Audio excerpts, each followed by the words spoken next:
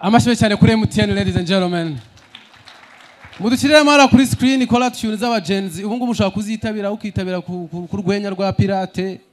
Urabona hano harimo abamasayi, abasilamu we nkabo bose bahita witabiraho. Bavuga izi brage zose ni z'abantu bahara.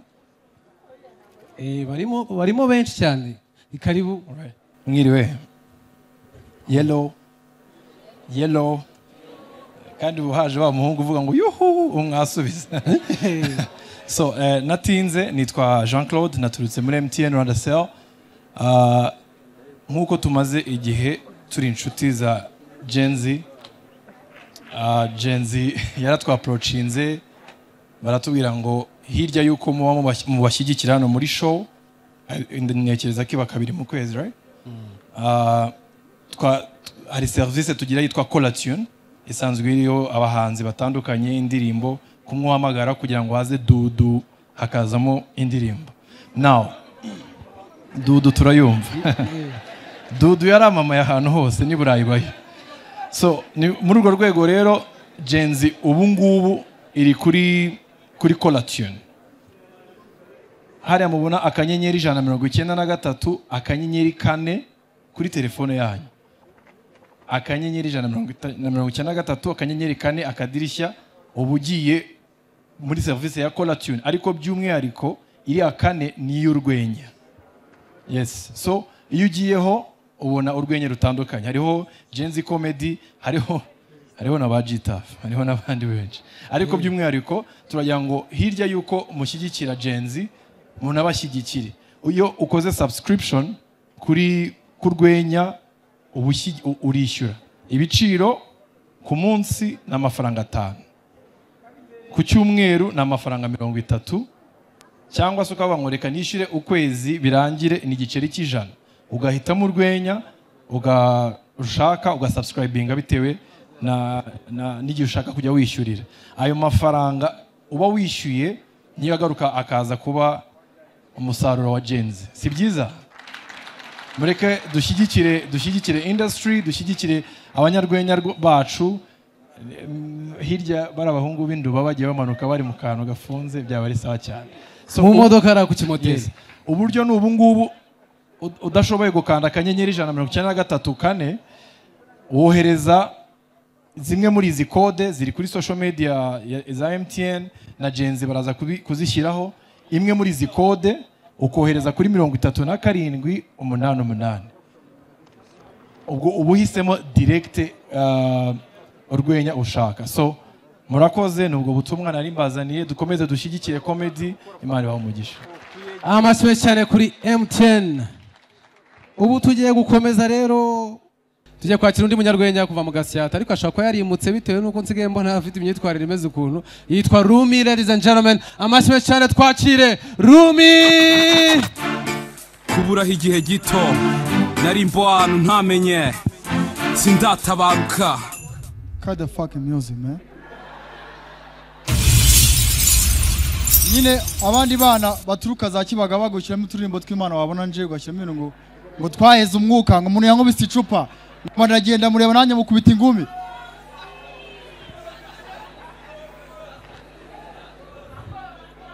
Mbabare merci ngiye kuvuga ijambo rikomeye. Nubwo amenye ngiye kuvuga motherfucker kuri stage. Wowe motherfucker uburyo umereza ino myotsi. Mbere na mbere abantu bose abanyarwanda bose bazi ko ngwitabi. Byatumye ndinywa ku mbaraga kwera icyasho wankizoho. Nge nari nkwiye kugira ngo numve uko rimera kwera uramujamo. Iyi myotsi niyo ituma nsetsa, irimo abakurambere b'iwanyu, irimo ibiki. Nago natambuka ngo muzane amazi yo kunywa ngo ndimbo. Ngiye ko ngo byose biratambutse. Anyway, ndishimye cyane. Reka manze mentioning umuntu ngiye gushuza ari Gahongayire. Ubushize naragiye ngiye gusuza Kristera Kenisa baragurutsa amabuye amana kabisa. Uno mugabo mwegeranye ntugire ikintu ukora ni ari Gahongayire. Impamvu ndayivuga. Naho nagusuza abagabo.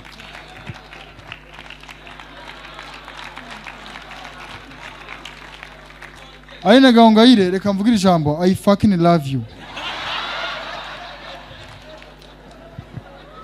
Bitumye niyo mujama musuza. Nta kibazo aguruka dobera nayo urabishaka nta kibazo. Okay nta kibazo. Aline Gahongayire reka manze mubwire. Uri mu bantu batumye mpinduka. No kuri biseri indirimbo zawe zankuye mu Okay zaranyishije ariko zinyambura abadayimoni banje batatu b'ingenzi nagiraga. Umudayimoni wa mbere nagiraga w'ingenzi yari umudayimoni w'agacupa. Kubera indirimbo zawe ndamwihorera. Uwa kabiri wari ukomeye kuri nge yari wo kubeshya. Uwa gatatu wari w'ingenzi Aline Gahongayire. Yari umudayimoni wo gutera akanyamerika. Je nago nirarira Gahongayire 90% y'abanyarwanda hano harimo abajama benshi batera akanyamerika. Ninjye mu banyarwanda ba proud ngabivuga. Nari ngeze ku rwego ngoresha amavuta y'ubuto anasanzwe. Mbese nago ura umugabo yavuze nari karangaga. Anyway ndishimye kubona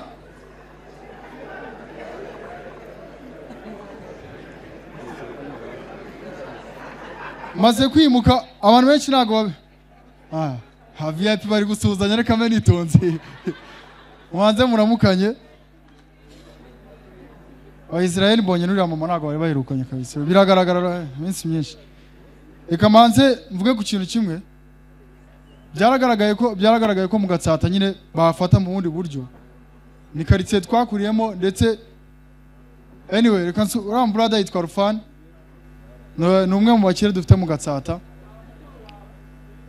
Akaba mukuru wanjye of course. Acuruza amavuta mujye munamuteza imbere. Ariko nawe nubundi arabizi ko ubuzima yabayemo nubwo uko yakira kose. Aribuka toilette yitumagamo ko zaje zimeze.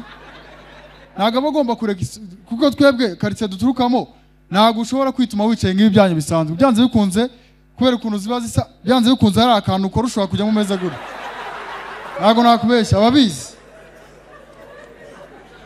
God is good all the time. Arabizi aba yaravuye muri hood. Akanya ntago ndagira ngo nyarongeye gufata umwanya mbeshye ko nakiba mu Gatsata kuko aho ngeze akabura ikintu uravuga ati yego byanze bikunze mbere ko musaka abandi hari umujene wo mu Gatsata uri hano. Ni ikibazo gikomeye. Urabona mwebwe uko muri ahangaha amazu menshi yanyu nko kwa byanze bikunze kwa Gahongayire ni heza cyane.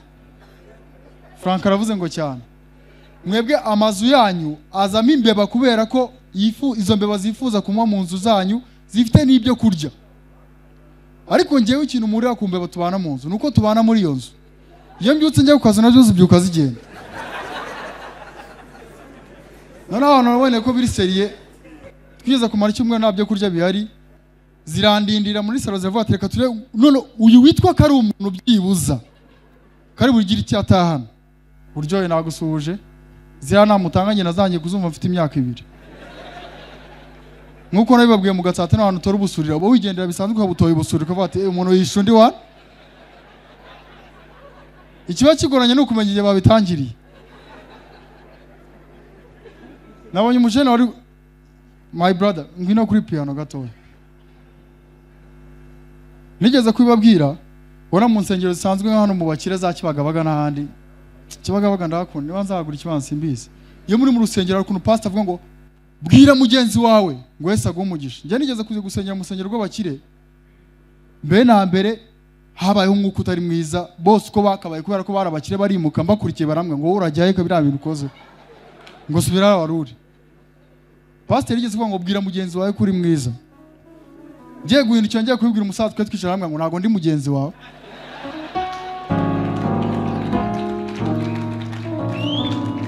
Arahaguruka agiye kureba umuntu bameze kimwe aramusuhuza nanjye mbona umujama wari nawe umusaza gara dusuhuza.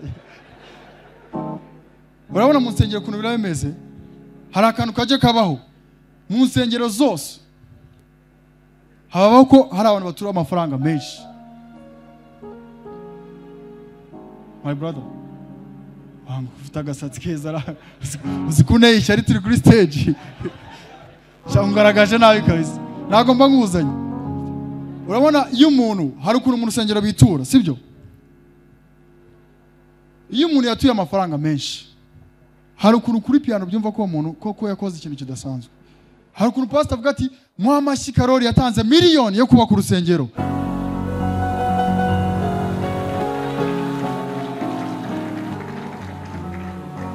Iyo ni miliyoni. Akongera ati na Jean Paul atanze 500,000.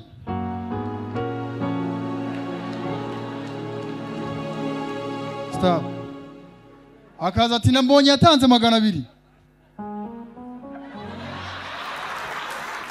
Ati reka dushimire na Amoni yatanze 5.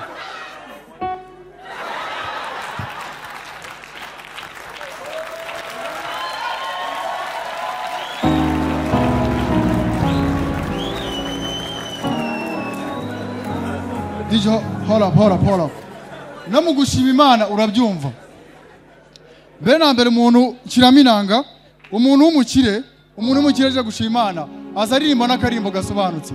Kirama kananga, umusatsi wawe ukunera irari, kirama kananga. Ariko risanzwe ritari ryo gutuma mushaka. Kirama kananga. Azaririmba uturimo twiza. Negereye imbere, aho n'umukire. Zanyizina y'amashimwe. Akazi ibintu nashima mva ko bifatika. Ndashima nanjye na madamu twaguze ikibanza mu Buhinde, mu bikomera amashi. Muhita mubyumva. Ariko twebwe ibibazo biba bihari. Kiraminanga mbere na mbere ikintu azaririmba. Kiraminanga yarakibirinduye akicara hejuru. Ibi nashima b'Imana byonyine ngo ndashima Imana. Ngo Jean Paul minsi yashize yarapfuye ariko ngenda cyariho. Ngo mwarabyumvishe ko kwa D4 babibye ariko twebwe nta muntu wigeze twiba. Nyine ukabyumva ko harimo ikibazo. None ejo bundi hari ikintu cyadutangaje. Habaye ikiriyo. Je n'ubwa mbere nari mbonye umuntu mugufi yarecaga nka gutya yitaba Imana. Twarabyakiriye n'isanduku yari no ariko tugerageza kudaseka tumuki. Twe twagerageza gukora uburyo tutari buseke. Ariko habayemo akantu gatuma twese duseka. Urabona umuntu muremure cyangwa umuntu usanzwe uri normal iyo yapfuye, hari umwanya tugira bagashyira isanduku ahantu twatuyana tukamusezera, tukamureba tugatambuka, hakaza undi tukamusezera. Yani tuyasi. Ariko ikintu cyabayemo rero, kwera uburyo isanduku yari ntoya. Bamushyize mu isanduku barangiza bakajya bamudoza tukamureba gutya ugahereza na mugenzi wawe nakamureba. Tugenda tumuhererekanya abantu bose. Tubona nago bisa neza. Ladies and gentlemen, nagira ngo opening a show. Thank you very much. See you later.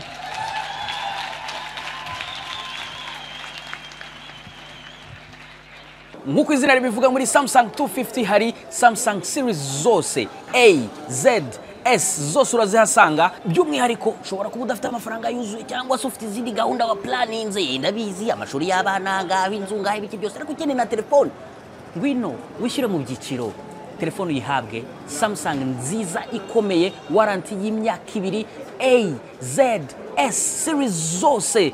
Dukorera ahangaha muri Kigali City Tower ground floor, umuryango nomero 18, dufungura saa 2 kugera saa 4 za nijoro. Tuhahurire. Ngwino gure phone wowe.